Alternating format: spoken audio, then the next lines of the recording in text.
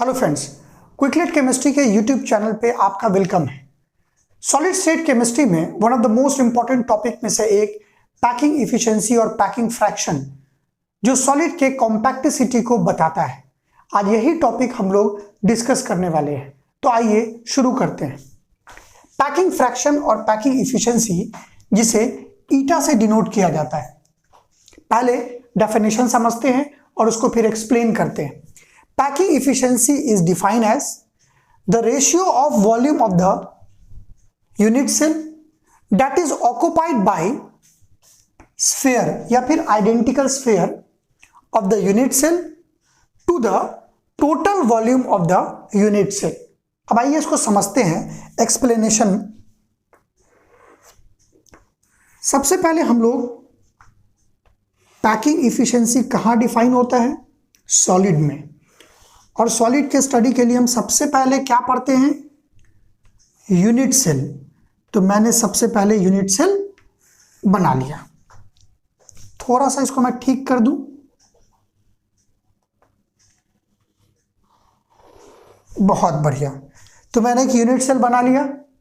अब इस unit cell में क्या होगा? इस यूनिट सेल में आइडेंटिकल स्फीयर होते हैं जिनको हम लोग कंस्टिट्यूएंट पार्टिकल बोलते हैं। आइडेंटिकल स्फीयर को हम लोग कंस्टिट्यूएंट पार्टिकल बोलते हैं जो रिप्रेजेंट करता है एटम, मॉलिक्यूल्स या फिर आयंस को। देखिएगा कितने सिंपल तरीके से इस पूरे टर्म को हम लोग एक्सप्लेन करेंगे। ये हमारे पास क्या है? This is unit cell. ये यूनिट सेल किस शेप का है? क्यूबिकल। और आपको मालूम है कि क्यूब का सारा एज जो सारे 12 एजेस होते हैं वो इक्वल होते हैं। तो क्यूब के इन एज को मैं ए से डिनोट करता हूं। हाइट भी है, लेंथ भी है, एंड अगर हम ब्रेथ को भी ए ले ले तो तीनों ही ए हो गया।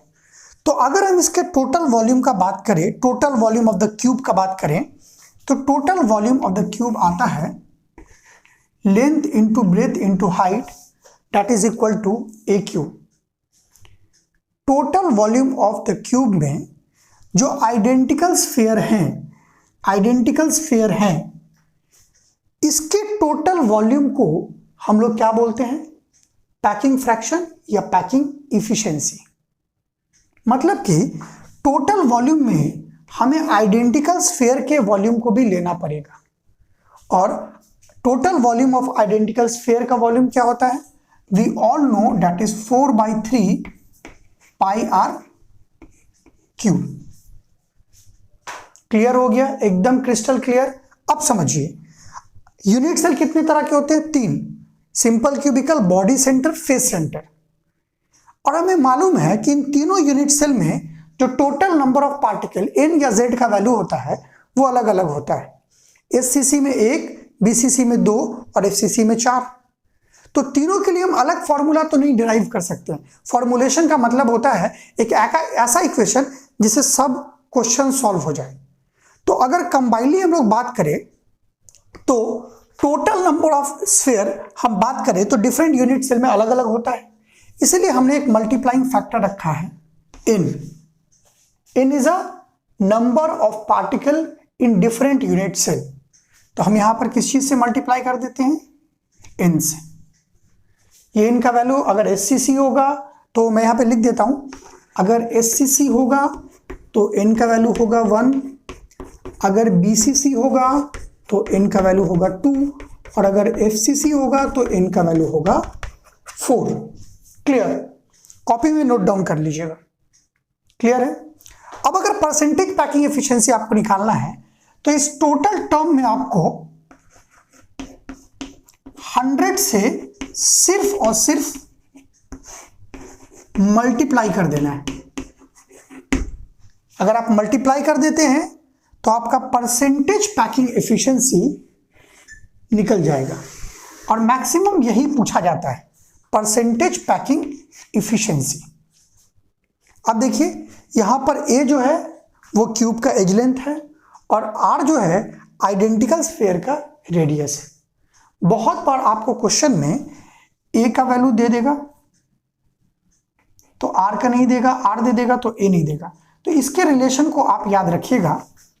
एससीसी में ए इज इक्वल टू होता है 2r, बीसीसी में 4r इज इक्वल टू होता है √3a और एफसीसी में 4r इज इक्वल टू होता है √2a। तो ये दोनों बहुत इंपॉर्टेंट है, इसे याद रखिएगा।